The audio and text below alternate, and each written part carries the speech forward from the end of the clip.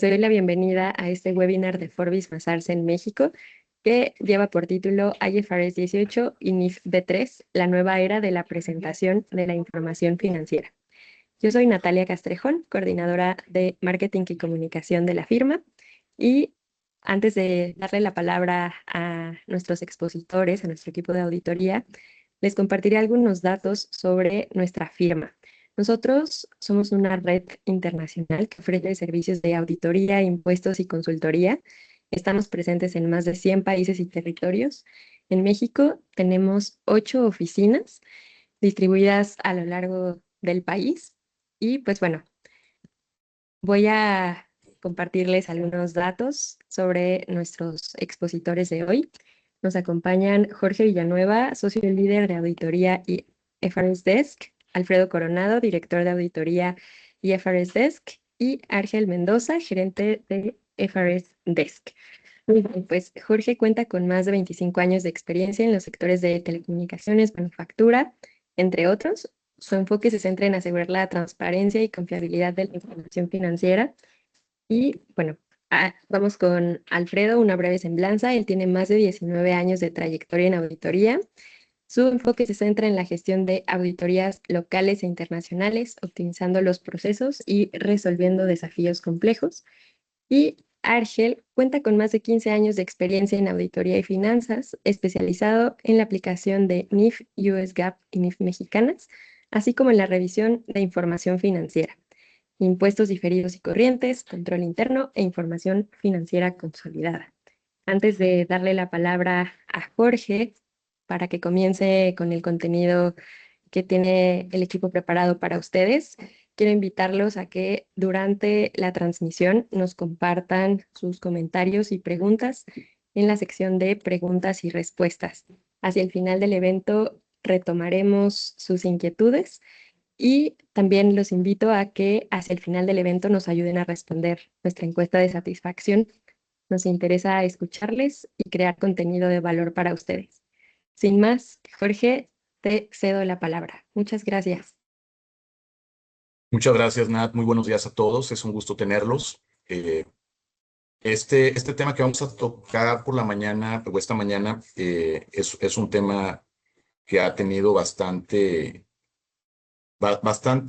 interés, le voy a llamar, y en algunos casos, no sé si llamarle preocupación, pero que inquietud le voy a llamar de varios de nuestros clientes, incluso el mercado, lo que hemos platicado con colegas, están algo inquietos porque aun y cuando vamos a enfocar mucho de la presentación en el tema de la norma internacional de la NIF 18, que es la que entra en vigor primero, antes de la mexicana, pues la mexicana de alguna manera junto con la NIF B1 y B3, buscan recoger en gran medida lo que ya el IASB hizo con la internacional, ¿no? Entonces, de alguna manera va a tener una aplicación generalizada. Las NIF, por un lado, entre las compañías que reportan de forma internacional bajo esta normatividad o que tienen de repente por un tema de movimiento en bolsa, que tienen por ahí acciones o deuda en el mercado de valores, claramente tienen que ir por esta normatividad, pero también con la norma mexicana, pues el resto de las compañías van a tener que estar en cumplimiento, ¿no? Entonces va a haber impactos de diferentes niveles. Lo que es un hecho es que como cuando salió, por ejemplo, la norma de ingresos años atrás o la de arrendamientos, pues son normas que, independientemente del giro de la industria, van a tener una implicación en las empresas en mayor o menor medida, ¿no? Entonces creo que es un tema que toma mucha relevancia. Algunos clientes nos han preguntado o contactos en el mercado de otras entidades por qué la urgencia, ¿no? de tocar el tema.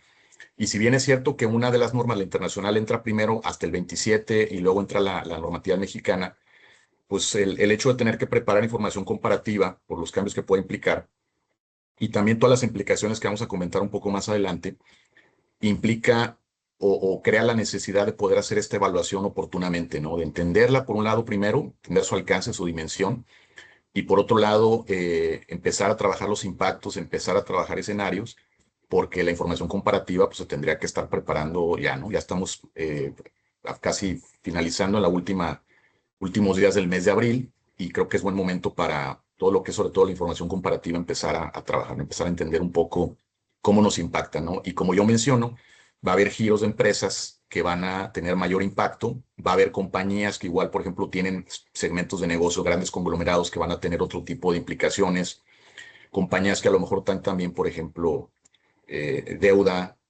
tradicional, deuda financiera, y que tienen que cumplir con ciertos covenants o cláusulas, ciertas razones financieras, y que obviamente al mover la nomenclatura o los cambios o presentación o agregaciones en el estado de resultados, pues va a tener también impactos en estas razones financieras, ¿no? Entonces el alcance es diverso, por eso la intención también de que esta mañana lo toquemos. Y pues sin más, un poco como a manera de introducción, comentarles que ya en abril del 2024, hace un par de años, el IASB publicó ya de manera definitiva la norma, la NIF 18, la IFRS 18, presentación y revelación de estados financieros, como parte de unos trabajos precisamente para mejorar la calidad de la información financiera, buscar homologar ciertas prácticas, buscar incorporar también ciertas mediciones, ciertas tendencias que los mercados están pidiendo, que los propios directores de finanzas, directores generales están informando en sus reportes anuales. Entonces busca también poner un poco de orden con esto y que los usuarios a la vez de la información financiera puedan tener más elementos para medir la rentabilidad y el desempeño operativo de las empresas, ¿no?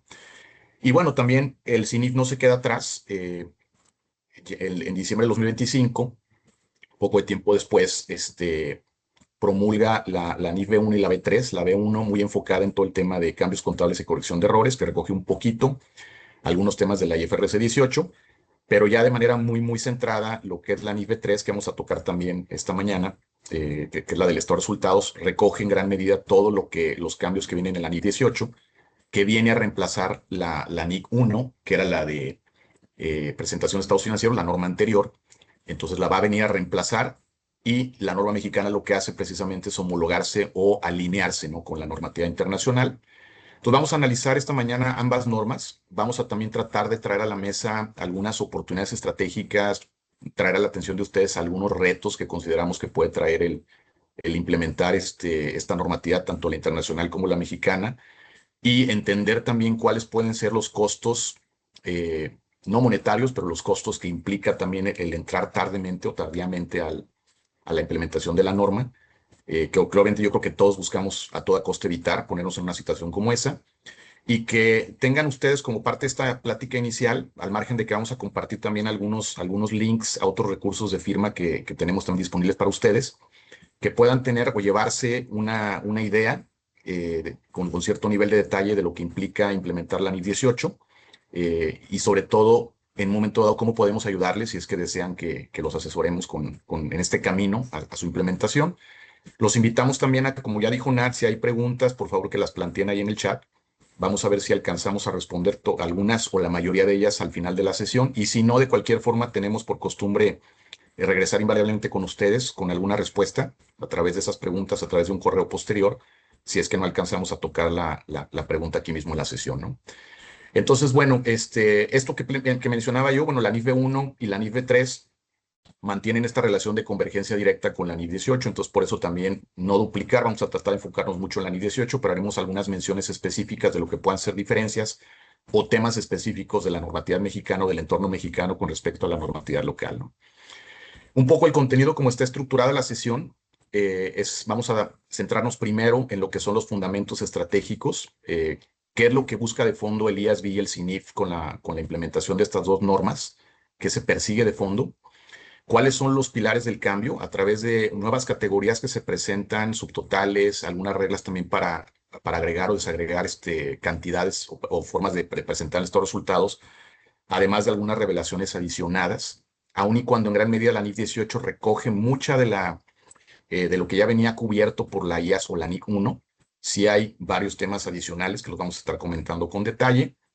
En esta sección 3 tocaremos también el impacto de los indicadores clave, cómo afecta estas mediciones financieras o razones financieras que yo mencionaba, estos cambios que vamos a hacer o que las compañías van a hacer en sus estados de resultados, qué implicaciones tienen estas mediciones, y en su caso, qué es lo que está pidiendo la norma con respecto a estas mediciones de desempeño diseñadas por la administración, que se tienen ahora que se pueden incluir y que aparte se tienen que revelar, ¿no? ¿Qué reglas del juego hay con respecto a estas revelaciones de estas mediciones o KPIs financieros adicionales? Comentaremos también algunas oportunidades y desafíos en el cumplimiento oportuno o la implementación oportuna de estas dos normas. Y en su caso, ¿qué sugerencias damos, ¿no? Con respecto a una autogestión o autoimplementación o un acompañamiento especializado, ¿no? Por parte de expertos, ¿no? Y dejaremos, como ya mencionaba yo, un espacio al final para tratar de responder algunas o la mayoría de sus preguntas en caso de que el tiempo lo permita, ¿no? Sin más, te cedo la palabra, mi estimado Alfred, para comentar el punto uno de los fundamentos estratégicos. Y por aquí seguimos. Gracias, George. Buen día a todos. Muchas gracias por su tiempo para participar en esta sesión de webinar con este tema relevante, IFRS 18 y NIC B3. Es un gusto poder saludar a colegas, compañeros, amigos, clientes, que ya los reconozco en la lista de participantes. Eh, Vamos a tomarnos un poco de tiempo para pues, platicar un poco de qué se trata, con qué se come, ¿no? Esta nueva situación, esta nueva normatividad, que ya tenemos aproximadamente 2 años en que lo hemos estado platicando, en un principio cuando era proyecto de auscultación y después cuando ya quedó promulgado IFRS 18 y el equivalente mexicano que es la NIF B3, y que entonces les podamos dar más contexto de qué se trata, para qué se creó esta nueva normatividad, considerando que ya teníamos algo, ¿no? Que era, aquí como podemos ver en pantalla, pues la IAS 1, con esa que era la primera de las normas internacionales de contabilidad, en donde teníamos esas bases para poder hacer nuestra información financiera. Particularmente vamos a hablar mucho del estado de resultados durante la sesión de hoy, porque es donde está el principal de los cambios. Nos iremos metiendo poquito a poquito al detalle de qué nos marca la nueva normatividad. Pero bueno, ahí es donde tenemos el principal vector. Y bueno, IAS 1, ¿qué nos daba? Sí nos daba bases, nos decía qué era lo que teníamos que estar presentando en el estado de resultados, pero con mucha flexibilidad. Y así pasa mucho con IFRS, no me dejarán mentir quienes han tenido un poco de exposición al respecto. Es una norma que nos deja abierto mucho al criterio profesional, a las circunstancias muy específicas de cada compañía, de cada industria en general tal vez, y entonces nos daba, por lo mismo de esa flexibilidad en esa presentación, pues también había más diversidad. Teníamos muchas estructuras de estados financieros, de estados de resultados, que inclusive a lo mejor la misma industria, dos compañías competidores diferentes, podían mostrarnos la estructura de su estado de resultados de formas diferentes. Esto era porque le dejaba mucho al criterio de cada una de las personas tomadoras de decisiones y preparadoras de la información financiera para poderlo hacer así. ¿Esto qué ocasionaba? Sí, nos sentíamos con la tranquilidad o con la facilidad de poder tomar decisiones y cómo mostrar el resultado financiero de la compañía, pero eso también nos generaba esas diferencias, esa diversidad que no nos daba oportunidad de serlo comparable al 100%, ¿no? Lo que teníamos en la información financiera del estado de resultados. Entonces, IFRS 18 viene a hacernos un poquito más estable la forma de poder tener la información financiera, de poderla presentar con categorías estandarizadas, subtotales obligatorios, cosa que anteriormente solamente el único obligatorio que llegábamos a tener pues era la utilidad antes de impuestos y la utilidad neta. Y ahora ya tenemos varios subtotales obligatorios a lo largo del documento, ¿no? O del estado de resultados. Esto puede sonar a que hoy que nada más estoy reacomodando, remapeando, como se dice popularmente, mi información, mi balanza de comprobación. Pero no, la realidad es que ese es un cambio de paradigma. Sí vamos a tener más transparencia en la información, la calidad de la información de inmediato se va a volver más relevante. Nos vamos a dar cuenta de forma inmediata, con un simple vistazo, cómo se va a ver diferente la información financiera. Nos va a ayudar a tomar las decisiones de manera tal vez más atinada, en conjunto con otros componentes que trae el IFRS 18 que iremos platicando, que ya ahorita Jorge nos los mencionó, como son los indicadores propios de la administración, y que entonces nos permita tener apertura, transparencia y claridad en la información de lo que estamos presentando. Eso es a grandes rasgos la razón de por qué nace IFRS 18. Y ahí, viendo el siguiente slide, nos podemos dar un poquito de cómo se percibe el cambio de paradigma. No es que estemos cambiando los números del negocio, no estamos reinventando cómo se contabiliza, cómo se revela información específica, pero sí lo que estamos haciendo es cambiar la forma en que el mundo los va a poder interpretar. El mundo nos referimos pues a los tomadores de decisiones, ¿no? a los lectores de esos estados financieros. Es un momento muy específico en la historia de la normatividad en que vamos a sufrir, tal vez, vamos a tener cambios importantes en cómo procesar la información, en cómo la vamos a plasmar y entonces cómo la va a poder leer también el usuario. ¿Eso qué significa? Vamos a tener que redefinir la narrativa del negocio y por lo tanto vamos aprovechando estos beneficios que nos va a poder dar el que lo implementemos adecuadamente en cuanto a que me queden bien mis números, en que lo haga con el tiempo suficiente para poder tomar las decisiones correctas, dado que hay que tomar algunas decisiones para ver cómo vamos a clasificar la información. Y entonces eso, cuando lo hago yo de forma oportuna y de forma adecuada, pues entonces me va a dar frutos en el procesamiento de mi información y por lo tanto en cómo la va a usar el lector, ¿no? Ahora, ¿qué va a pasar? El mercado ya no nada más te va a revisar, mira, ha sido utilidad neta hasta abajo, ¿no? Sino también, oye, mira, resultado operativo, vamos a ver con detalle en los siguientes slides, que no es lo mismo que la utilidad de operación que teníamos antes. Hay algunos cambios que son importantes de por qué ahora se llama resultado operativo, cómo se clasifican los ingresos y los gastos y cómo se determinan estas otras medidas clave del desempeño financiero de la compañía. Entonces, esto nos va a ayudar entonces a que los usuarios, el mercado en general, va a tener no nada más un indicador principal, sino que a lo largo del documento y de las notas a los estados financieros que emanan de IFRS 18, vamos a poderlo vislumbrar y va a ser mucho más claro para los usuarios, más información para tomar decisiones o para proyectar nuevas decisiones, ¿no? que también son muy importantes.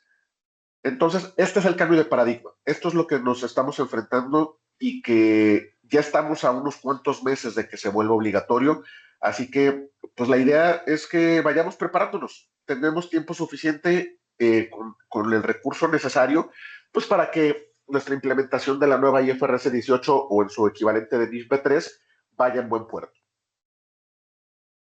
Entonces, vamos pasando ahora un poquito a entrar en materia de lleno de qué nos trae esta nueva norma, estas nuevas normas.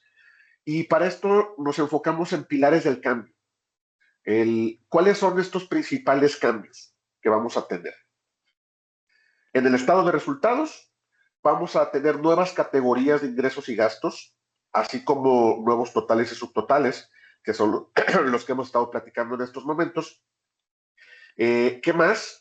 Vamos a tener agrupaciones, desagregaciones de información, donde la norma nos va a poner lineamientos para poder hacer estas agrupaciones y estas desagregaciones de información en los estados financieros, con el fin de homologar procesos, homologar categorías, ¿no? Y entonces esto nos ayude mucho a la comparabilidad de la información, ya sea contra periodos anteriores o contra otras entidades, otros mercados, ¿por qué no? También, y que entonces nos dé mayor uso de la información.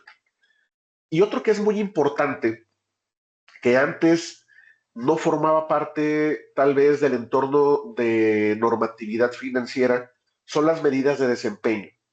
Es decir, las administraciones tienen sus propias medidas de desempeño que les ayudan a identificar cuál ha sido el rendimiento financiero de sus compañías o algún otro tipo de nivel de evolución de la misma. Y entonces se tenían ya identificadas algunos indicadores clave para que tienen también conocidos como KPIs, ¿no? Key Performance Indicators, o indicadores clave de desempeño.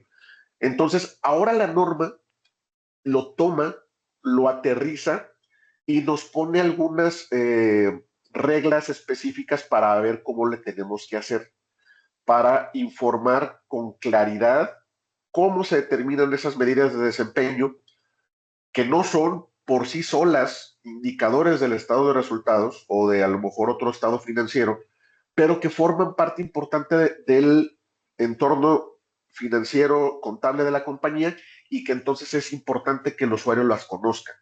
Esto también lo vamos a poder ver en nuestra nueva IFRS 18 o NIF B3, donde también tenemos algunos cambios en el estado de flujos de efectivo, porque vamos a empezar este estado financiero, este cuarto estado financiero, que siempre inicia con un indicador de utilidad. Había criterios que podían definir lo que podías empezar con la utilidad antes de impuestos o con la utilidad neta. Hoy en día ya vamos a ir hablando del método indirecto, que es el más común, el que se usa prácticamente en la gran mayoría de las compañías.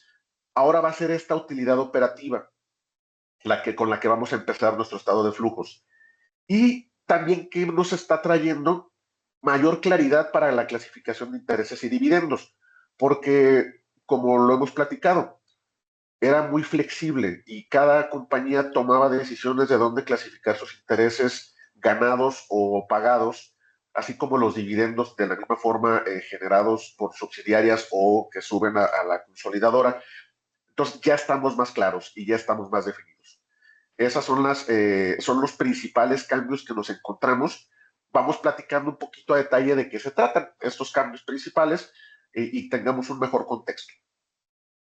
Y aquí está el cambio relevante, el más importante o el que se ve más claro el cambio. Hoy vamos a tener 5 categorías en el estado de resultados, cada una con ingresos y gastos o costos, ¿no? Dependiendo de la perspectiva. Estos son operación, inversión, financiamiento, impuestos a la utilidad conforme a IAS 12 y operaciones discontinuas conforme a IFRS 5. Ahorita Argel nos va a ayudar a darnos un poquito de detalle de qué se trata cada una de estas, pero ¿no se les hacen familiares los conceptos? Estos conceptos de operación, inversión y financiamiento ya los veíamos en el estado de flujos, ¿no? Seguramente se acordarán cómo a la hora de estar construyendo nuestro estado de flujos teníamos que evaluar de qué tipo de actividad se trataba el flujo en particular. Hoy se hace un símil con el estado de resultados, donde yo voy a clasificar conforme a el origen de la operación que estoy hablando o de la transacción de la que estoy hablando, y pues quedará clasificada en donde corresponda, ¿no?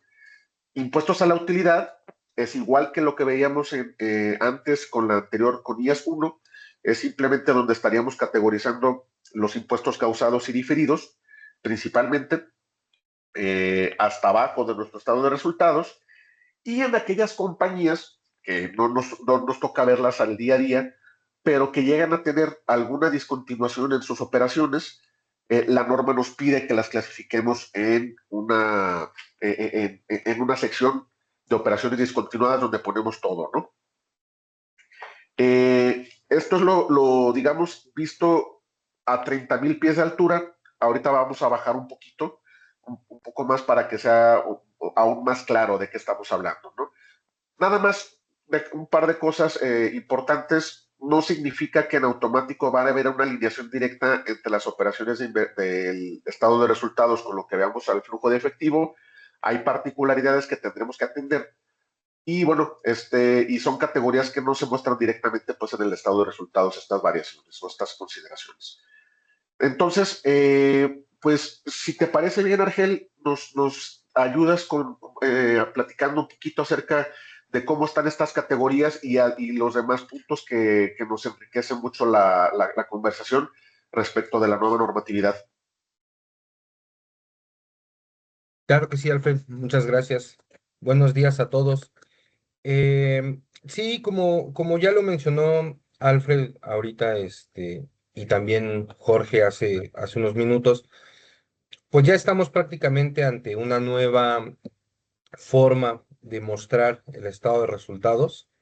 Eh, estos cambios de los que le estaba hablando Alfred, que pues realmente los cambios en la norma, los cambios más fuertes están precisamente en el estado de resultados, no es que sean los únicos, hay otros cambios en cuanto a cómo se clasifican las partidas, inclusive en otros estados financieros, en el balance también, características que deben cumplir para que se categoricen de manera conjunta ciertas partidas, pero sí la norma se centra mucho, yo diría que un 90% en el estado de resultados.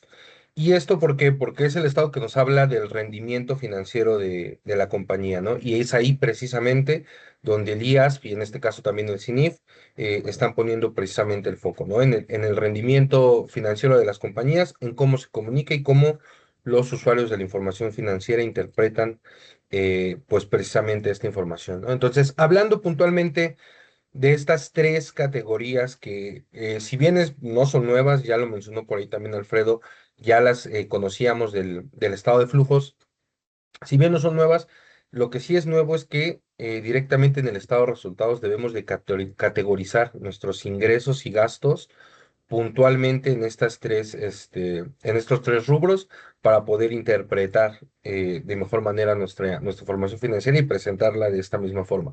Entonces, algunos ejemplos, por ejemplo, de la categoría operativa. Directamente, aquí vamos a tener una categoría que le llamamos por default. Además de recoger todo lo que tiene que ver con la operación principal de la compañía, incluyendo su actividad, digamos, preponderante y con la que realiza negocios habitualmente la compañía, también vamos a recoger todo aquello que forme parte del estado de resultados, pero que no se esté agrupando en las otras categorías, en las categorías de inversión y en la categoría de financiamiento, así como algunas partidas inusuales. Ahorita lo vamos a platicar un poquito con mayor detalle. Sin embargo, ese sería, digamos que lo relevante de esta categoría, ¿no? Es, además de ser la que recoge las transacciones de la actividad principal de la empresa, también va a estar recogiendo el monto de las transacciones que no identifiquemos como de inversión o de financiamiento. Desde aquí ya se pueden ver diferencias importantes respecto de lo que anteriormente teníamos, antes de la entrada de la implementación de la IFRS 18, pero pues lo vamos a ir platicando, ¿no? En el caso, por ejemplo, de las partidas de inversión, aquí vamos a tener todo lo que tiene que ver con ingresos y gastos que provengan de activos que generan retornos, ingresos y remediciones de propiedades de inversión, ingresos por interés, cambios en el valor razonable de los activos, que como les decía Jorge, si bien la IFRS 18 y la NIF B3 son convergentes prácticamente al 90%, pues sí va a haber casos en los que, derivado de las propias diferencias que existen en otras normas, tanto de NIF como de IFRS, van a estar generando efectos también aquí en el estado de resultados. Caso puntual de el valor razonable, ¿no? Las diferencias que existen entre la forma de medir el valor razonable en la IFRS como en el caso de las NIFs, ¿no?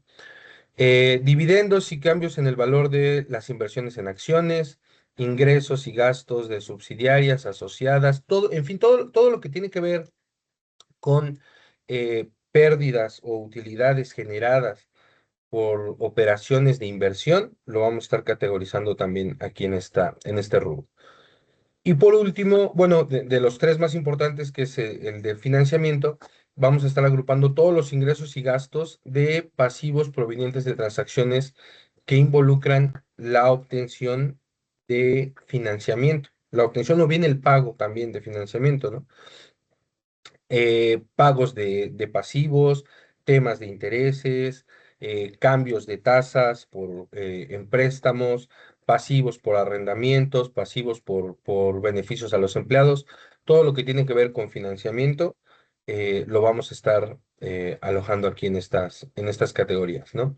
Entonces, por ejemplo, desde aquí podemos ver ya un tema pues importante que difiere del estado de resultados como lo presentábamos anteriormente, que es que ya no nos vamos a basar en lo que conceptualmente tenemos en una transacción para agruparla en el estado de resultados, sino en lo que le da origen. Un ejemplo puede ser el deterioro.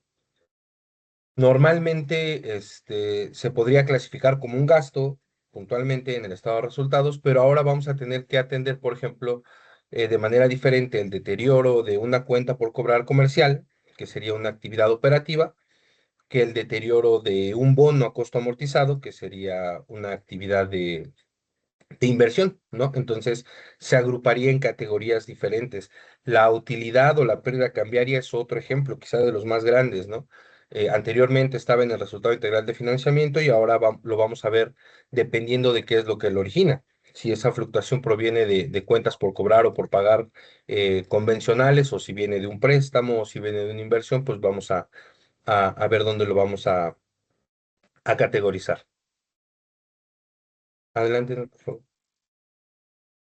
Ok, eso en cuanto a las categorías. En cuanto a los subtotales, la nueva norma nos está obligando ahí a que presentemos en nuestro estado de resultados tres subtotales que van a ser forzosos, van a ser obligatorios, que es la utilidad o pérdida operativa, la utilidad o pérdida antes de financiamiento e impuestos y la utilidad o pérdida neta. Entonces, de la categorización que nosotros vamos a hacer de nuestras transacciones, ya aquí podemos ver que le da mayor peso la norma a las categorías operativas y de inversión, ¿no? Estamos dejando, por ejemplo, por fuera ahorita la parte del financiamiento. Si se fijan, hay una categoría que dice utilidad o pérdida antes de financiamiento, ¿no? Entonces, esa, digamos que ahorita no va a ser de las categorías obligatorias, sino que la vamos a encontrar dentro de las categorías adicionales. Acá tenemos utilidad o pérdida bruta y los totales similares, la utilidad o pérdida de operación antes de depreciación, amortización y deterioros, que esto nos suena un poquito parecido a lo que teníamos anteriormente como el EBITDA. La realidad es que esta es OPDI por sus siglas en inglés. Se parece un poco al EBITDA. Más adelante lo vamos a platicar cuáles son los impactos en este cambio entre el EBITDA y el OPDI. Y tenemos la utilidad o pérdida en operaciones de operación e ingresos y gastos de todas las inversiones contabilizadas por el método de participación, utilidad o pérdida antes de impuestos y utilidad o pérdida de operaciones continuadas, que está antes de las operaciones discontinuadas, ¿no? Estos son los subtotales, esto es lo que le da estructura al estado de resultados. Ya propiamente viendo un estado de resultados con estas características, nosotros nos vamos a dar cuenta que sí es muy diferente respecto de lo que veníamos presentando, que sí reviste mucha importancia el que categoricemos adecuadamente nuestras transacciones, que vale la pena que nos dediquemos tiempo suficiente a estar haciendo estas categorizaciones, porque pues además vamos a tener que presentar también de manera comparativa ejercicios anteriores, ¿no? Si se adopta en 2027, vamos a tener que presentar 2026 reformulado de manera comparativa, o bien si se opta también por una adopción anticipada que sería para el ejercicio 2026. Entonces, en la práctica, pues ya no es requerido presentar el resultado integral de financiamiento, que es lo que les comentaba. Ya no se ve un subtotal o un renglón que se dedique o que nos hable específicamente de eso. Y si alguna compañía todavía por sus propias características lo considerara importante, pues se presentaría dentro de la información financiera, pero ya sería una medida de desempeño de la administración. Lo vamos a platicar ahorita con un poquito más de profundidad, qué son estas medidas de desempeño, pero ese sería el caso para el resultado integral de financiamiento.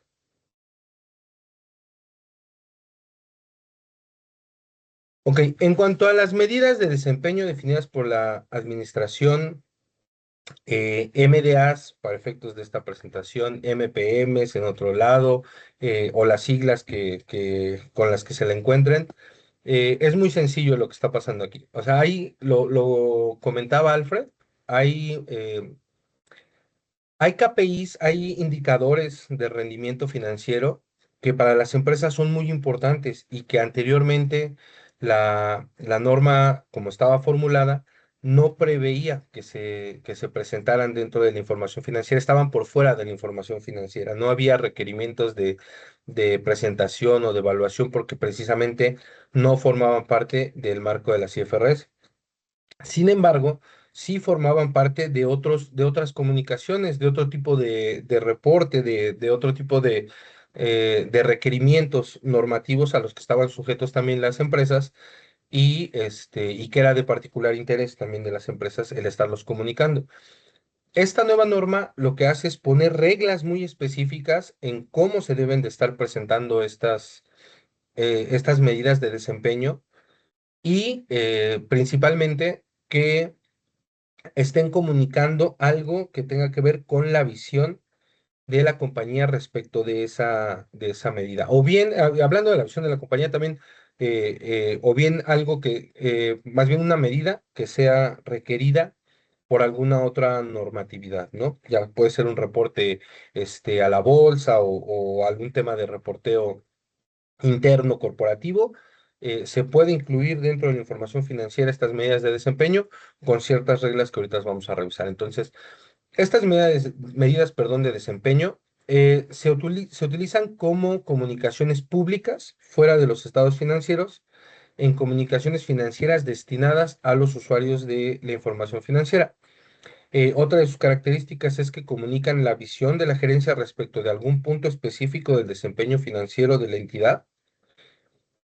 No es un total o un subtotal que esté ya definido en la IFRS 18, eso estaría dentro del estado de resultados y por lo tanto los subtotales de solo ingresos o gastos no serían una medida de desempeño. Vamos a ver un poquito más acerca de estas características, por favor.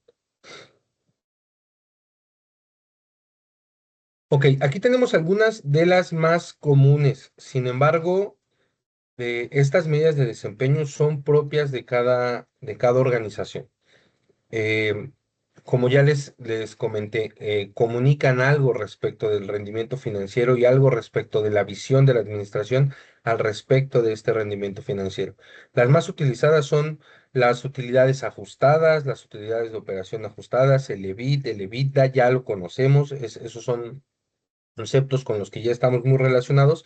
Sin embargo, pudieran haber otros derivados de N cantidad de cosas, tanto de los giros industriales tan diversos que hay en este país, como inclusive del tamaño de la operación o de los propios cambios que surjan en la operación o en el entorno económico de las empresas. Adelante, por favor. Aquí quisimos mostrarles en un árbol de decisiones muy, muy simple cómo identificar una medida de desempeño, ¿no? Sin meternos a repasarlo tanto, ya vimos con las características con las que debe de cumplir una medida de desempeño para ser considerada una medida de desempeño de la administración. Hay medidas de desempeño que ya están contenidas en la propia norma, ya lo vimos, los subtotales que ya platicamos. Sin embargo, existen otras que no, que esas sí formarían parte ya de lo que es una medida de desempeño de la administración y de las que sí se requerirían revelaciones adicionales. ¿Qué tipo de revelaciones adicionales? Bueno, se tiene que explicar en una nota en los estados financieros, en una nota por separado. eh, ¿Qué es lo que se está considerando para el cálculo de esta medida de desempeño? ¿Por qué es importante? Primero que todo, ¿por qué esa medida de desempeño es importante? ¿Cómo se está calculando? ¿Qué es lo que nos dice acerca de la visión de la administración respecto de algún punto en particular del desempeño financiero? Y una conciliación es muy importante, una conciliación con el subtotal de la IFRS 18 más próximo que tenga. Es decir, si tenemos una medida de desempeño que nos habla a lo mejor el EBITDA propiamente, que ya vimos que va a quedar fuera de los subtotales opcionales que nos da la FRC 18, pues lo tendríamos que estar conciliando en este caso con el OPDAI que les comentaba, ¿no? O sea, hay algún tipo de medida de desempeño que tenga que ver con los ingresos, pero que se ajustan por algún factor clave que la administración considere, pues se tendría que estar conciliando contra los ingresos, ¿no? Perdón, contra la utilidad operativa, contra los ingresos, contra los gastos, no, contra la utilidad operativa. Eso es a lo que se refiere, que se concilie con el subtotal más cercano o más inmediato dentro del estado de resultados. Adelante, por favor. Nat. Ok. Hablando un poco acerca de los cambios en el estado de flujos, digo, para pasar página ya nada más muy rápido de la parte del estado de resultados, eh, lo estamos dejando hasta ahí, hasta las medidas de desempeño. Más adelante vamos a platicar un poquito acerca de esas medidas de desempeño y cómo están afectando los KPIs financieros, el EBITDA y lo que esto trae o las consecuencias que esto tiene para efectos de covenants financieros, para efectos de reporteo financiero, para efectos vaya, de otros rubros importantes dentro de la administración, inclusive la administración de riesgos de la empresa. Sin embargo, digamos que lo estamos dejando ahorita de ese tamaño, pero más adelante les vamos a mostrar algunos materiales que podemos consultar para verlo con mayor detalle. Nada más ahora sí. En cuanto al estado de flujos, lo adelantó por ahí Alfredo. El principal cambio es que para el método indirecto, para el estado de flujos de efectivo determinado mediante el método indirecto, está cambiando el punto de partida que estábamos utilizando. Anteriormente estábamos utilizando la utilidad antes de impuestos. Y esto daba pie, no me dejarán mentir los preparadores de los estados financieros, a que a la hora de estar conciliando las partidas dentro del estado de flujos, hubieras mayor diversidad de cómo agrupar o desagrupar estas partidas dentro de las propias actividades de financiamiento, inversión, operaciones, pero sí había una mayor diversidad. Ahora con la IFRC 18 vamos a tomar como punto de partida la utilidad bruta. Entonces, con esto se reduce mucho el número de partidas que vamos a estar conciliando, se homogeneiza, perdón, si voy a usar ese término, se hace más homogéneo, perdón, el cómo se está presentando el estado de flujos para entidades que tengan el mismo giro o que tengan más o menos el mismo tipo de operaciones para que sea más comparable justamente la información financiera y de lo que estamos platicando ahorita, ¿no? Ese es el principal cambio en cuanto al estado de flujos.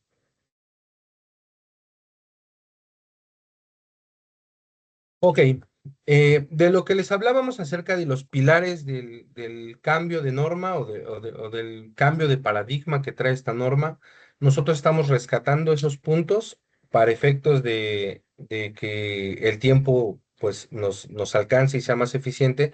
Lo hemos enfocado mucho al estado de resultados. Sin embargo, como les decía, tenemos cambios desde el objetivo y la función de los estados financieros, cambian algunas definiciones, se le da un mayor peso también a cómo las compañías determinan sus juicios significativos. eh, y hay otros cambios ahí en la norma que no estamos explorando ahorita, pero que les dejamos aquí en este código QR. Les dejamos un material explicativo que ha desarrollado la firma, en el cual nos estamos centrando ahí en 10 puntos clave, ¿no? Ahí sí hay mucho mayor detalle de esta información que estamos ahorita comentando. Abarcamos la totalidad de la norma, no está específicamente centrada en el estado de resultados, pese a que sí habla mucho acerca del estado de resultados y el detalle que debe de tener, pero también aborda otros puntos que vienen aquí enlistados. Uno de ellos muy importante que yo creo que no hemos platicado es hablando, por ejemplo, de industrias específicas ¿Cómo van a presentar su estado de resultados aquellas industrias que, por ejemplo, se dedican al financiamiento o se dedican a la inversión? Que pueden ser bancos, que pueden ser aseguradoras, las empresas del sector inmobiliario. ¿Cómo van a presentar su estado de resultados? Y para ellos, por ejemplo, su actividad principal, pues es el otorgar financiamientos, ¿no? Entonces, todo ello se detalla más en este documento y en los otros materiales que también como firma estamos realizando junto con nuestras firmas hermanas en América Latina, en Estados Unidos y en Europa. Las van a encontrar directamente en estos links para que lo puedan consultar y ahí ya viene con mucho mayor detalle explicado lo que estamos platicando ahorita.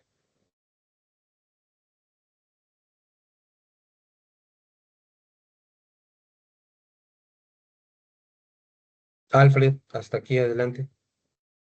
Gracias, Argel. Pues bueno, como acaban de ver, pues acabamos de platicar acerca de los detalles que nos pone nuestra norma, ¿no? Y los invito mucho a echarle un ojo al documento que les comentaba Argel, que está ahí en nuestro sitio web. Es una forma muy clara, es un documento de 35 páginas que se lee, se digiere bastante bien y nos da mucho énfasis en cada uno de estos 10 puntos. Entonces, va a ser, es una buena forma de estudiar a grandes rasgos la norma y que entonces empiecen ustedes a identificar las necesidades específicas de su empresa o de sus clientes en dado caso, ¿no? Y bueno, queremos también platicarles un poquito acerca de cómo se ven impactados estos indicadores clave de desempeño.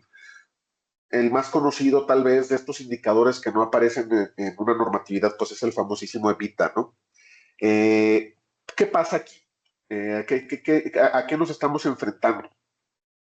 Eh, Muchas compañías además utilizaban un EBITDA que lo llamaban ajustado, en donde yo tomo el indicador tal cual como su nombre lo indica, mis utilidades antes de intereses, impuestos, depreciación y amortización. Este indicador, ¿cuál era su finalidad principal? Pues darnos un snapshot de cómo le fue a la compañía operativamente hablando. Es decir, esas decisiones que tomo yo como director de finanzas, como Contraloría, como planeación y presupuestos, etcétera, cómo se ven reflejados en la operación del día a día constante. Si se fijan, estamos quitando ese tipo de factores que trae el estado de resultados que no forzosamente se alineen al uso de la maquinaria, al uso de los servicios, sino esos van en consecuencia de los intereses, porque hoy tuve que financiarme, los impuestos, porque es una de las cosas obligatorias en la vida, y la depreciación y la amortización, pues que son por tener bienes tangibles a largo plazo o intangibles, y que, pues bueno, me generan desgaste, pero no forzosamente porque haya sido indicador de mi operación. Entonces, con esto, ¿qué estamos haciendo? ¿Qué está haciendo IFRS 18? Redefine los gastos operativos. Algunos de esos gastos operativos que nosotros antes teníamos arriba, en costo de ventas, en gastos de operación, hoy ya van a cambiar de categoría y se van a transformar en gastos o ingresos de inversión o financiamiento, como se fueron explicando hace unos slides. Entonces, significa que ese EBITDA que yo tenía antes ya no va a ser el mismo.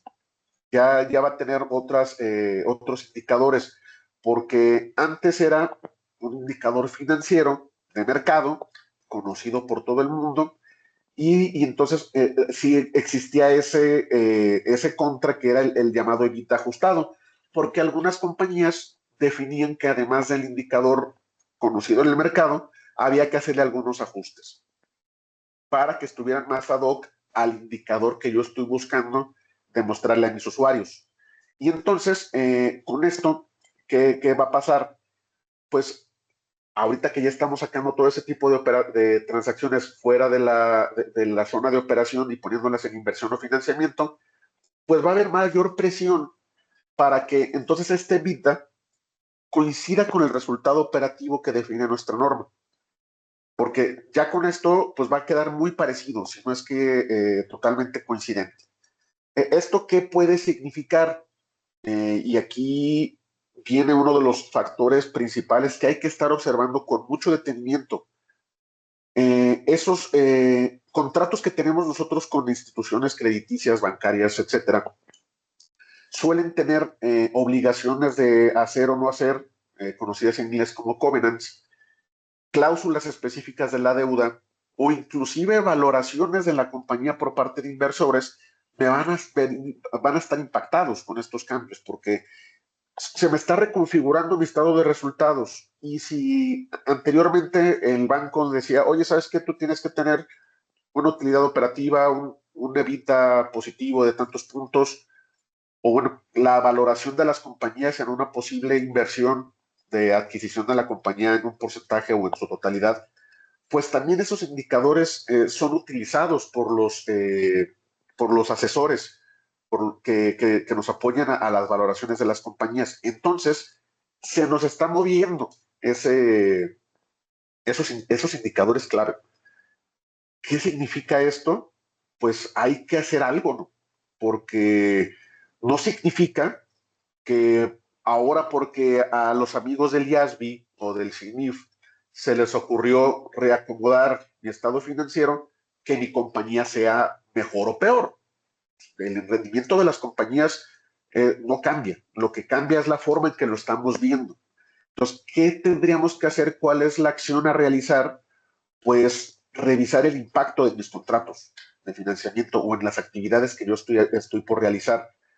Porque significa que si uno de estos indicadores que se va a mover es el que utiliza el banco para ver que mi obligación de hacer o no hacer es correcta, que mi covenant va bien, pues entonces hay que sentarse a platicar con la institución crediticia para que se remodele esa cláusula, ¿no? Que se adapte a la realidad que vamos a empezar a tener a partir de los siguientes años y que entonces vaya con la medición que ellos están buscando para los efectos de seguirle facilitando la deuda, la línea de crédito que pueda tener la compañía, porque el impacto que puede llegar a darse si no se hacen estos arreglos a los contratos de financiamiento, pues bueno, lo que automáticamente debe de suceder cuando yo estoy cayendo en incumplimiento de uno de estos covenants, pues es que la deuda se vuelve exigible en su momento. Y eso significa, en términos del estado financiero, deuda exigible, deuda a corto plazo. Y ahí volvemos a voltear a ver otro indicador clave, el capital de trabajo, el activo circulante menos el pasivo circulante. Si lo tengo negativo, significa que no va a tener el flujo necesario para poder atender a mis necesidades inmediatas en el corto plazo. Entonces, seguramente ese puede ser otro covenant que tú tengas que tener, a lo mejor positivo, con ciertos puntos a favor, y que si caemos en esta parte, pues entonces recaemos a una situación que puede comprometer al futuro de la compañía. Entonces, por eso es muy importante que estemos ya atendiendo a lo que nos puede llegar a venir, principalmente en este tipo de factores, ¿no? Que me pueden afectar directamente a la situación financiera de la compañía al comprometer mi participación en algún contrato de deuda. Entonces, hay que tener mucho ojo en eso. Siguiendo un poquito con los KPIs financieros, el que también tenemos aquí presente, porque el IASB lo especificó como tal, la utilidad antes de depreciación, amortización y deterioros específicos contenidos en la IAS o NIF 36. Las siglas es OPDI, por sus siglas en inglés, que es Operating Profit, Depreciation, Amortization and Impairment. Entonces, lo tenemos considerado como un subtotal dentro del estado de resultados, no como una medida de desempeño de la administración, que recopilando un poquito o recordando lo que se platicó hace unos minutos, estos son indicadores que salen, no están ahí en el estado de resultados, pero que yo quiero que los conozca mi usuario, los pondré en una nota en donde haga esta conciliación entre mi MDA contra el indicador específico del estado de resultados más cercano a él. Entonces, si la entidad informante utiliza el OPDAI en sus comunicaciones públicas, no tendría por qué agregar revelaciones adicionales como una medida de desempeño de la administración. Ahora bien, si la entidad utiliza un EBITDA calculado diferente al OPDAI en sus comunicaciones públicas, entonces sí estaríamos hablando de que es un MDA y entonces necesitaríamos incluir las revelaciones que ya hemos platicado. ¿Cómo resumiríamos esto?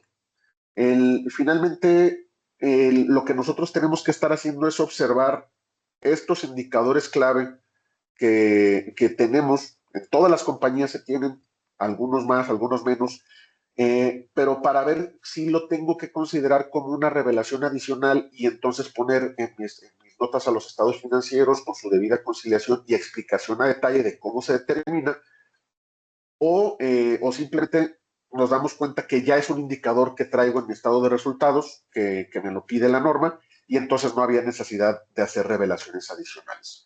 Ese es a grandes rasgos el concepto que tiene que ver con las medidas de desempeño, específicamente con estos KPIs financieros de alta importancia. Entonces, pues miren, como se pudieron haber dado cuenta, la norma nueva tiene varios conceptos que tenemos que estar atendiendo, que tenemos que estar asegurándonos de irlos captando, entendiendo y empezando a poner en práctica. Así que, pues bueno, los invitamos a que empiecen esta carrera, que a lo mejor es más de resistencia que de velocidad, para poder entrar al mundo de IFRS 18. Con esto te paso la palabra, Jorge, para continuar con estos temas que tenemos de cierre. Muchas gracias, Alfred. Sí, yo creo que un tema que vamos a tocar ahorita, ya después de haber comentado el contenido técnico, es precisamente algunas oportunidades y desafíos y sobre todo cómo vemos la parte estratégica de una implementación ordenada. Creo que, digo, mencionaba yo al inicio de la charla, lo importante de tomar estas decisiones oportunamente. Digo, hay normas que claramente entran en vigor, digo, cada año hay algo nuevo, siempre hay algo emergente que hay que analizar, pero hay algunas normas que se pueden rápidamente revisar, algunas implican algunos cambios menores, algunas implican cálculos, algunos implican a lo mejor algunos temas de presentación y revelación, y en muchos casos las normas, algunas ni siquiera aplican de forma generalizada. Esta norma, tanto la internacional como la mexicana, la particularidad que tiene, como mencionaba yo, por ejemplo, cuando se implementó la norma de ingresos, la IFRS 15 en su momento, la 16 de arrendamientos o las contrapartes mexicanas de 1, de 2 y de 5, pues eran de aplicación generalizada. En este caso, la NI 18 y la B3 van a tener un alcance similar. Por eso también la intención de que esto se aborde oportunamente, ¿no? Y sobre todo la necesidad de presentar información comparativa nos lleva a que tengamos que platicar, abordar, empezar a tener estas conversaciones. Número uno, pues conocer los alcances de la norma, cómo nos puede pegar. Tener mucha claridad sobre la información financiera que actualmente preparan las empresas, qué tipo de reportes, a quiénes llegan. Es decir, tener mucha claridad sobre el usuario de la información financiera, más allá del tradicional, vamos a pensar hacia dentro de la organización. Si hay de repente inversionistas, si hay de repente créditos, si hay de repente algún grupo corporativo fuera del país que hay que reportar, hay que entender muy bien qué información es clave, porque como ya hemos venido mencionando, las medidas las razones financieras tradicionales y las medidas de desempeño diseñadas por la administración, estos KPIs nuevos que ahora se van a tener que revelar, van a implicar de alguna manera algunas reconfiguraciones, van a implicar revelaciones nuevas, van a implicar, como ya mencionó también Ángel, temas de agregación o de desagregación. O sea, vamos a tener que agrupar o desagrupar rubros diferentes, vamos a tener que conceptualmente analizar algunas partidas que tradicionalmente se presentaban a veces como inversión o como operación o financiamiento, y ahora van a tener que cambiar, buscando esta hegemonía o esta alineación con el estado de flujos de efectivo. Entonces, sí es muy importante que no minimicemos el tema. No se trata tampoco de entrar en pánico. Como dijo ahorita Alfredo, no es un tema de hacer las cosas rápidas, pero sí hay que hacer las cosas de manera ordenada, ¿no? Compañías que a lo mejor reportan con sistemas ERP poco complejos o que ni siquiera son ERPs y que a lo mejor la contabilidad es muy sencilla, seguramente las implicaciones son menores, van a ser más fáciles de medir, pero compañías que tienen ERPs que implican complejidad al momento de reconfigurar o tener que, por ejemplo, tenemos reportes a la medida que ya la administración utilizaba y que al momento de reconfigurar estos resultados en la teoría y llevarlo a los sistemas, pues va a implicar cambios en la propia arquitectura, estas nuevas parametrizaciones, pues seguramente va a tener implicaciones más allá de una decisión contable. Entonces sí es muy importante que esto no se minimice. Muchos recordarán en su momento cuando se dieron las implementaciones de normativas con el tema de la entrada en vigor de las IFRS hace ya varios años. Hubo un cambio similar, hubo una situación similar con los sistemas en donde se tenían que hacer muchas reparametrizaciones o reconfiguraciones o pruebas inclusive una vez que se configuraba para ver que la información se produjera de manera consistente y homogénea. Esto es algo similar. Digo, tampoco hay que entrar en pánico, tampoco hay que sobreestimar el tema, pero lo que sí no podemos hacer es ignorar el hecho de que sí hay cambios importantes con la entrada en vigor de la NIF 18 o de la IFRS, perdón, de la NIF 3. Entonces, la parte de sistemas por un lado, la parte de entrenamiento yo creo que es algo muy puntual. La norma en sí, si ustedes la revisan, tanto la internacional como la mexicana, es una norma más conceptual, no es una norma compleja, no es una norma numérica, pero sí trae varias consideraciones muy específicas, incluso algunas relacionadas con industria, como mencionaba también Argel. No es lo mismo hacer algunas consideraciones, por ejemplo, para institución financiera o bancos que deben de tomar en cuenta con su presentación con respecto a operaciones de inversión y financiamiento.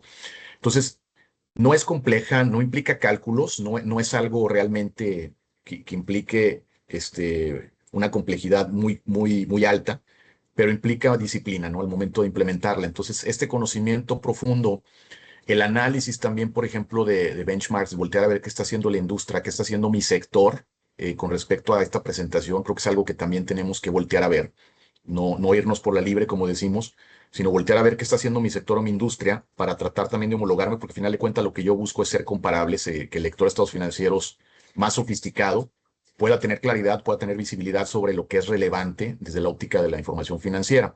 Entonces sí es muy importante que el personal se capacite, conozca, se empape y trabaje muy bien los escenarios, ¿no? Porque al final de cuentas yo menciono que es una norma conceptual, pero todo se aterriza en números. Las transacciones, la propia química, le voy a llamar dentro de las empresas o el propio ADN de las empresas se traduce en transacciones económicas. Entonces esto va a tener que caer de alguna manera en estados financieros. Entonces sí es muy importante que la parte conceptual o las decisiones se traduzcan en números para ver los impactos, ¿no?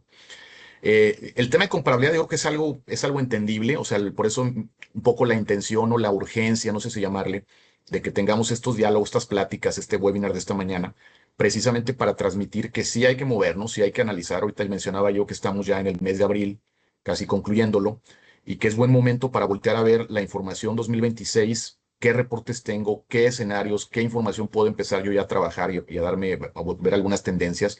Ahorita, por ejemplo, ya muchas compañías, debió pasar, presentaron sus declaraciones anuales de impuestos con respecto al 25. Algunas están tomando la decisión de simular escenarios con la información auditada anual del año anterior, del 2025. Algunas otras ya tienen información liberada del primer trimestre del 2026 y están optando también por ver bajo estas nuevas reconfiguraciones, sobre todo el estado de resultados, cómo se verían, cómo se ven las nuevas medidas de desempeño, cómo se ven estas potenciales reclasificaciones entre categorías y cómo impactan sus radios o razones financieras, ¿no? Entonces, es un buen momento para evaluar y anticiparnos para que esta comparabilidad al final de este año 2026, sobre todo las compañías que adoptan la norma internacional, puedan tener su información 2026 analizada, lista, las decisiones ya tomadas, para que conforme llegue el año 27, de manera natural, ya la contabilidad siga este nuevo flujo o este nuevo acomodo de presentación, revelación, agrupaciones, etcétera, ¿no? La parte de procesos va un poco a la mano. Va a haber algunas compañías que tienen algunos procesos o procedimientos o sistemas más complejos, interfaces, temas de revelación, temas de preparación de información y de autorización de flujos que van a requerir precisamente algo más sofisticado. Hay que poner también orden en la parte de cumplimiento desde la óptica de control interno. Entonces es muy importante que también los procesos estén alineados y documentados de una manera muy, muy ordenada, ¿no? Vemos mucho todo este trabajo, los desafíos que vemos como parte de estos 4 segmentos o pilares en la parte de sistemas personal, comparabilidad de procesos, también deben rendir frutos, ¿no? Deben arrojarnos también algunas grandes ventajas, oportunidades como las que vemos aquí. Una es desarrollar mayor credibilidad en la información financiera, mayor transparencia de cara a los analistas, a los inversionistas, a los propios accionistas y algunos otros usuarios, ¿no? Hay compañías que presentan estados financieros a la gran cantidad de stakeholders es inmensa, o sea, presentan información a clientes, a proveedores, a bancos, ¿cómo se llama?, accionistas en el extranjero, por no mencionar que al público inversionista. Entonces, sí es muy importante que también la información se prepare oportunamente, porque no solo es transmitir la información de una manera ordenada y transparente, yo creo que y oportuna, sino que el proceso en sí debe llevar a que se desarrolle esta credibilidad al llegar siempre con información ya adoptada con la nueva norma, con las nuevas presentaciones o agrupaciones. No solo ganamos desde la óptica de la transparencia de la información, sino también transmitimos confianza y solidez al lector de estados financieros, no al analista, que sabe que esta información se abordó oportunamente. Yo creo que también es una buena oportunidad de buscar o replantear eficiencias. Yo creo que también mal haríamos si nada más nos centramos y analizamos la norma como un cambio normativo y no lo vemos como una oportunidad para identificar a lo mejor algunas propias ineficiencias, a lo mejor algunas presentaciones del propio estado de resultados no favorecían el poder medir de alguna manera diferente el negocio, y creo que esto presenta también un reto, una oportunidad para poder hacer esos análisis alternos y poder identificar a lo mejor algunas áreas de oportunidad que puedan generar eficiencias también operativas, ¿no? Entonces creo que también es una buena oportunidad para ver con una visión fresca la lectura de estados financieros, voltear a ver algunos indicadores que antes no veíamos o la forma en cómo se generan estos con las nuevas agrupaciones, ¿no? Y yo creo que también, digo, para las compañías que tienen muy institucionalizado toda la parte de gobierno corporativo, esta es una forma también de dar un paso hacia adelante sobre una solidez no solo financiera, sino también de reporte y transparencia, como mencionaba yo. Va a denotar también madurez el hecho de poder abordar esta implementación de la norma de una manera oportuna, y también denota pues la capacidad de poner a prueba nuestro propio control interno, nuestra propia capacidad de respuesta como empresa, ¿no? Vamos, si quieres, a la siguiente sección. Muchas gracias, Nat.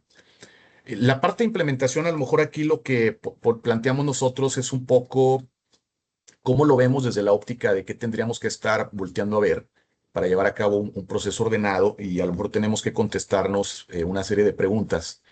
La principal es claramente entender si el equipo de finanzas y contabilidad actualmente tiene la capacidad para gestionar este cambio, a la vez que está ejecutando sus actividades normales o sus actividades del día a día, que le va a permitir también meterse en un proyecto como este, que si bien es cierto, no es, más bien yo lo diría, la complejidad no va a depender tanto de un esquema estandarizado para todos, sino que va a depender mucho de qué tan complejo es la forma de gestión de información financiera hacia dentro de la organización, qué tan compleja es la operación en sí.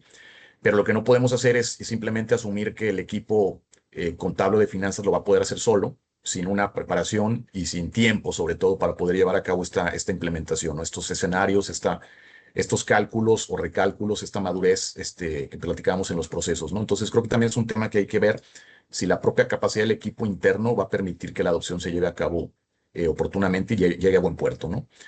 Y creo que también un poco de la mano, y por eso la intención mencionamos de llevar a cabo esta plática hoy, es contar con el tiempo suficiente para tomar estas decisiones, para coordinar los recursos. Si se va a requerir algún recurso externo, algún apoyo externo, si el propio equipo interno de finanzas y contabilidad lo va a hacer, pues también darle el tiempo, el espacio para que lo pueda gestionar, pueda capacitarse y pueda realmente llevar a cabo una implementación ordenada, ¿no?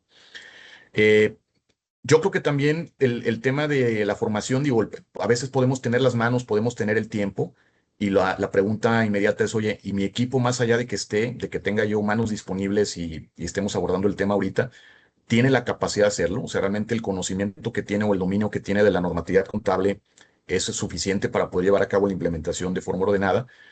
Nosotros que estamos viviendo el tema de auditorías en el día a día, les puedo decir que hay de los dos lados y hay terrenos intermedios, pero encontramos también clientes que son muy dependientes de prestadores o de tercerización, sobre todo en sus procesos de reporteo financiero, en su parte de impuestos, en su parte de manejo de nómina.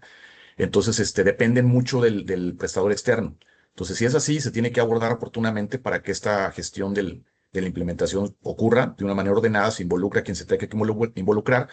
Pero si consideramos también que el personal digamos que es sólido, es solvente en la parte técnica contable, pues también creo que es un tema que se puede evaluar, ¿no? Entonces, tenemos que como que compaginar estos tres factores, el factor tiempo, el factor manos y el factor capacidad técnica. Si esto se conjuga, pues creo que estamos en buenas manos, pero si de repente adolecemos de alguno de estos tres factores, pues tendremos que buscar la forma de atacar el tema o solventarlo o principalmente buscar el apoyo donde se requiera, ¿no? Y también el hecho de no cubrir lo anterior, ¿qué costos tiene? ¿No? O sea, el hecho de ignorar esto y llegar, por ejemplo, al cierre del año 2026 para las compañías que van a adoptar la NIF 18 y llegar en enero a empezar a hacer preguntas y empezar a plantearnos de qué sigue, pues nos vamos a encontrar con problemas, ¿no? de esta naturaleza, ¿no? Compañías, muchos de los que están aquí presentes, pues presentan información auditada. Este es un tema que seguramente sus propios auditores ya les empezaron a preguntar o cuestionar, entonces creo que también es un tema que hay que abordar. Entonces, yo creo que se responden las primeras tres preguntas y la última básicamente es esa. Oye, si no respondemos a las anteriores y no tomamos medidas en función de esas respuestas, ¿qué nos puede pasar? ¿No? Nos podemos permitir el que nuestra información salga mal, que de repente tenemos que estar regresando porque salió algún ajuste que detectamos nosotros o el propio auditor o a lo mejor algún analista y nos esté cuestionando y que tengamos que reconfigurar estados financieros, que tengamos que reconfigurar nuestros propios sistemas para generar esos reportes. Eso creo que también es un tema que hay que evaluar oportunamente, ¿no? Vamos al siguiente, Nat, por favor. Yo creo que aquí lo que cerraríamos es un poco, a manera un tanto de comerciales, eh, transmitirles que podemos ayudarlos, que estos procesos los hemos arrancado ya desde incluso finales del año pasado con algunos de nuestros propios clientes. Tenemos una metodología ordenada en donde podemos asesorarlos desde un diagnóstico de alto nivel para entender qué estado guardan precisamente las respuestas a las preguntas que mencionaba yo anteriormente, dónde estamos parados, qué nivel de madurez tenemos en el proceso. Y en su caso, hacer un modelaje, digo, haciendo primero un diagnóstico, un análisis de brechas. Lo que sigue básicamente es entender un modelaje de escenarios, ¿no? ¿Qué podemos hacer bajo distintas alternativas que nos permita la norma o bajo estas nuevas mediciones de desempeño o estas nuevas agrupaciones o disgregaciones? En algunos casos existen algunas opciones de presentar la información, sobre todo en las categorías que mencionábamos del estado de resultados, que son las primeras tres, cómo se ven los escenarios para poder en un momento dado tomar decisiones. Entonces, eso también lo incluimos como parte de esta asesoría. Y luego ya la fase 3, digamos, pues la propia implementación, es propiamente ya ahora sí tomar la decisión, generar los ajustes en la parametrización de sistemas, la generación de reportes, la capacidad de poder generar información financiera homogénea con estas decisiones y llegar al punto de que los estados financieros que se presenten, pues obviamente vayan muy alineados con la estrategia de la propia administración, las mediciones relevantes y sobre todo transmitir lo que mencionábamos anteriormente, ¿no? Transparencia, madurez, solidez en la forma en cómo reportan las empresas, ¿no? Eh, y bueno, creo que en este sentido llegamos al final de nuestra charla. Estamos dejando también por aquí algún espacio para tratar de solventar algunas de sus preguntas y respuestas. En caso de que no las podamos cubrir todas necesariamente, lo que podemos hacer es este, regresar con ustedes con algún correo específico para darle respuesta y también transmitirles que estamos a sus órdenes, ¿no? Eh, Muchas gracias, Jorge. Sí, vamos con algunas Gracias, Nat. preguntas que tenemos por acá. La primera es, nuestro equipo de finanzas y contabilidad ya conoce con detalle la IAS 1. ¿Por qué no podríamos gestionar internamente la transición a IFRS 18 sin necesidad de apoyo externo? Si quieres, te la contesto yo. Muchas gracias, Nat. Sí, digo, creo que de cierta manera lo acabo de platicar. Va a depender mucho de la propia madurez de las empresas, ¿no? O sea, compañías que ya venían reportando, ahorita centrándonos en IFRS, en la normativa internacional, que ya vienen reportando bajo esta normatividad y que conocen o tienen un buen dominio de la normativa en su conjunto, no solo de la NIC 1, ¿no? La NIC 1 pues nos va a traer en gran medida mucho de lo que ya platicó Ángel y Alfredo, y creo que lo mencionamos al inicio. Realmente se traduce de la NIC 1 a la IFRS 18, porque a final de cuentas la otra va a quedar derogada. Entonces yo creo que si tenemos un buen conocimiento de la NIC, ya venimos reportando bajo esta normativa de forma consistente o a través del tiempo, yo creo que gran parte del terreno lo tenemos andado. Y a lo mejor lo que podemos buscar en un consultor externo, en un experto, un especialista, pues son dudas muy puntuales, ¿no? A lo mejor cuestionar algún tema de, oye, si esta partida se agrupa o no se agrupa, si se presenta en tal categoría o en otra, si esta medición califica como una medición de desempeño diseñada por la administración o no. cosas muy puntuales. Yo creo que la respuesta está en cada empresa, ¿no? Va a haber algunas que van a tener un nivel de madurez mucho mayor y que seguramente se sienten perfectamente solventes para poder llevar a cabo la implementación de la norma de forma interna y a lo mejor puntualizar alguna asesoría muy específica en algún tema particular. Y va a haber algunas otras que realmente este tema les resulta muy un tanto incómodo o que no se sienten capaces por lo que ya mencionaba, ¿no? Por falta de manos, por falta de tiempo, por falta de conocimiento técnico. Entonces va a haber un poco los dos escenarios, ¿no? Pero gente que ya tenga un pleno conocimiento de las IFRS, es un equipo de finanzas maduro, que como ya mencionaban aquí en la pregunta, la NIC 1 la conocen muy bien. Yo creo que gran parte de la batalla la tienen ya caminada, ¿no? Gracias, Mar. Muchas gracias, Jorge. Vamos con otra pregunta y es la siguiente. ¿Las cuentas de arrendamiento de NIF D5, ahora en qué sección irían en el estado de resultados? O sea, no sé si la quieras Si contestar tú, quieres, Alfredo o Ángel. Adelante, Argel. claro, muchas gracias. Eh, pues la realidad es que como ya lo hemos platicado, se requiere un análisis importante dependiendo de inclusive del giro industrial de la compañía, pero de momento te podríamos contestar que los costos de los arrendamientos, los cargos por arrendamientos estarían en la categoría operativa, recordando que ahora con la NIF de 5 y la FRC 16, pues estos pasivos tienen un componente de financiamiento importante, entonces la parte del interés correspondiente a ese financiamiento iría justamente en esa categoría, ¿no? En la categoría de financiamiento. Muchas gracias. Vamos con otra pregunta. ¿Se prevé algún impacto en covenants? ¿Podríamos incumplir las cláusulas de contratos de préstamos con bancos sin haber cambiado nuestra operación? Si gustan, la contesto yo. Sí, pues miren, se desarrolló un poquito el tema en la sesión. Hay que revisar nuestros contratos que se tengan en cuanto a en cuanto a los contratos de financiamiento y verificar bien cómo se calculan los covenants. Estos covenants que van totalmente vinculados a indicadores financieros, asegurándonos de que efectivamente no vayamos a tener algún tema, porque como se nos van a reclasificar algunos gastos, algunos ingresos que estaban en operación, se van a ir a inversión o a financiamiento, nos pudieran hacer ahí algún factor que nos vaya a afectar en el cumplimiento de estas obligaciones. Por lo tanto, sí vale mucho la pena poder darle un vistazo.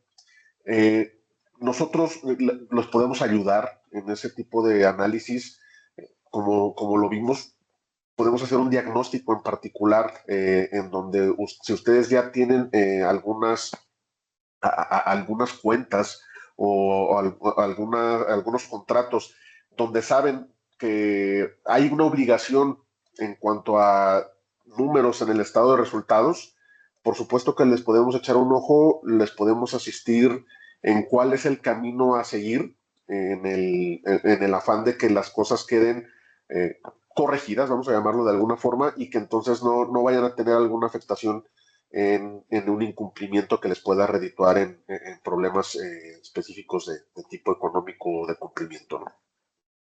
Yo creo que incluso, si me permites, Alfred, también este tema ya lo hemos venido experimentando hacia atrás, o sea, de manera muy, muy tangible cuando mencionaba yo se implementaron las IFRS hace ya varios años, este, más de 15 años ya, de hecho, y compañías que lo han venido haciendo gradualmente por otros motivos a lo largo del tiempo han tenido que experimentar este tipo de cambios radicales en ciertas razones financieras, sobre todo todas las que impactan, algunas de manera directa en resultados, pero sobre todo todas las que impactan mediciones entre estado de situación financiera, estado de resultados, razones de rotación de activos, razones que tienen que ver con niveles de endeudamiento, apalancamiento, cobertura de intereses, etcétera. Han sufrido cambios. Yo creo que de mínimo lo que tenemos que hacer es analizar. Las respuestas son muy variadas, o sea, ha habido casos en donde se tiene el análisis, se tienen reuniones con los propios fondeadores, con los propios bancos para conversar y decir, oye, este tema normativo me está impactando mi información financiera, pero no necesariamente implica de que estoy en una situación adversa que no vaya a poder cubrir mis obligaciones con respecto a algún financiamiento, algún préstamo, ¿no? Entonces, hemos encontrado un poco de todo. Algunas ocasiones se han gestionado algunas dispensas con el propio banco. Es decir, de mínimo tener el diálogo, porque sí hay impactos, sí hay el que menciona de manera general que este tema es nada más un tema de presentación, creo que lo está viendo de una manera muy simplista. Entonces, yo creo que de mínimo hay que hacer el análisis.